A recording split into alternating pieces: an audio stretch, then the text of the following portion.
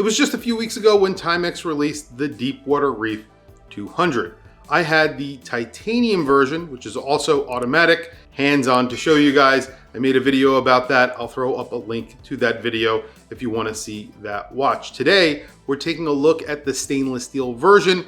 This is the dive watch version. They also came out with the GMT. I'm going to try and get that one in for review as well. The stainless steel diver is in quartz. However, it could be one of the best dive watches that you can get under $200. It looks very similar to the titanium version. However, it gets a couple of different details that make it look a lot more expensive than its price tag. So let's flip the camera and take a hands-on look at the quartz version of the Deepwater Reef 200.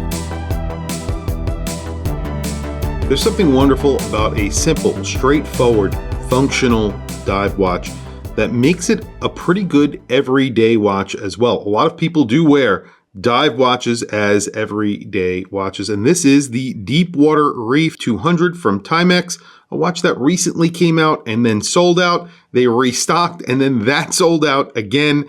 There's an automatic version in titanium. I have that on my wrist. However, this is the stainless steel version in quartz. It gets a tinted case. I'm not sure if it's PVD coated or ion plated.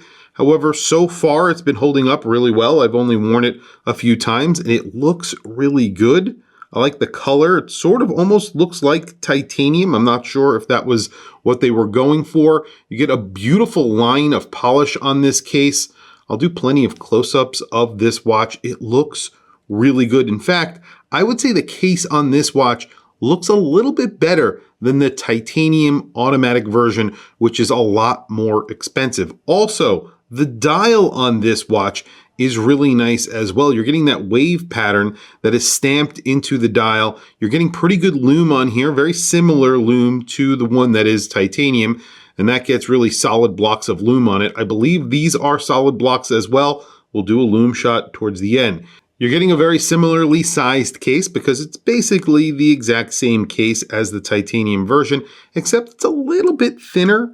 You do get a sapphire crystal on here and it's around 12 millimeters thick. It's just under 12 millimeters thick according to my calipers, and you're getting a 41 millimeter watch. So the case is around 40 millimeters. That bezel is around 40.5 millimeters or 40.2 millimeters, depending on where you grab it.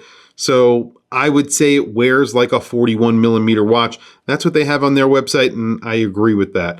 And then the lug to lug is around 47.5 millimeters. This looks like a 62 Mas style case. A lot of people are going to mention that in the comments section.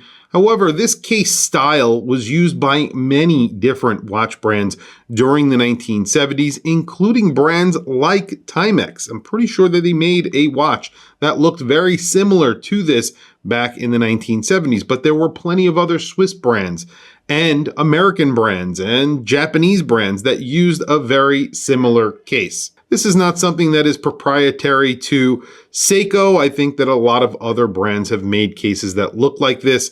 So I wouldn't say this is a direct homage to a Seiko, but it does have some similar looks. But that's not a bad thing if you're asking me, because this is also pretty cheap. We'll talk about price in just a few seconds. Now, this is the black dial version. I believe they're also making a blue dial version. This gets a black bezel, which is not lume, so that is a difference from that titanium version. However, you are getting a very large screw down crown with that red arrow, the same sort of setup that you're getting from the titanium version. You can see on the profile here, this is a very flat, very slab-sided dive watch. You have a screwed-in case back with the Deepwater logo on there, and it also has that wave pattern that you're seeing on the dial. It looks great, and it feels great in hand. This feels like a very substantial watch. It doesn't feel like a cheap watch. You have a very nice bezel action on here as well. It is an aluminum insert, but you're getting a stainless steel bezel. Let's listen to the action.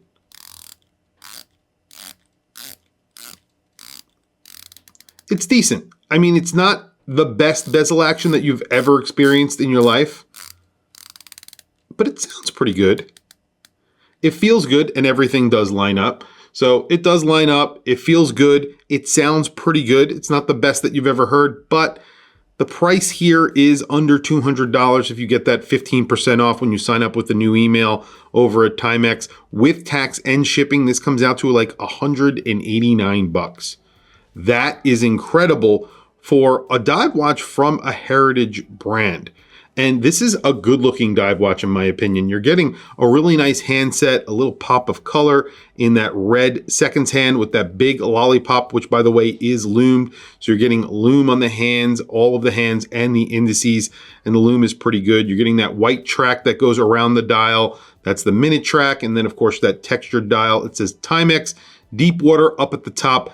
Down below, 200 meters of water resistance. Don't forget, this is a dive watch. You're getting a screwed-in crown and a screwed-in case back. You're also getting a really nice strap on here. This is a silicone rubber strap. It is signed TIMEX, and you have these big, it is signed TIMEX, and you get this big, chunky buckle on here. And one thing that I love about this is that the keeper is really just this loop right here. You just tuck under the excess strap into that loop, and that's how it works.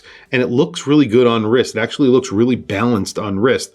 And let me show you the watch that I have on my wrist really quickly, because it'll give you a really good idea of how this watch looks on your wrist. Today on my wrist, I have the titanium version of the Deepwater Reef 200. It's just sort of a brighter version of the one that we're looking at today. This is the automatic version, so it's slightly thicker, not too much thicker, and you're getting a very similar strap, except the buckle is titanium on here. That is pretty much the only difference, and obviously the case is made out of titanium, and you're getting lume in that bezel, and the bezel insert is titanium, so there are a number of other differences, but in the strap, this is the only difference, that this is made out of titanium. It looks exactly the same on the quartz version. It feels exactly the same, so you're pretty much getting the exact same strap.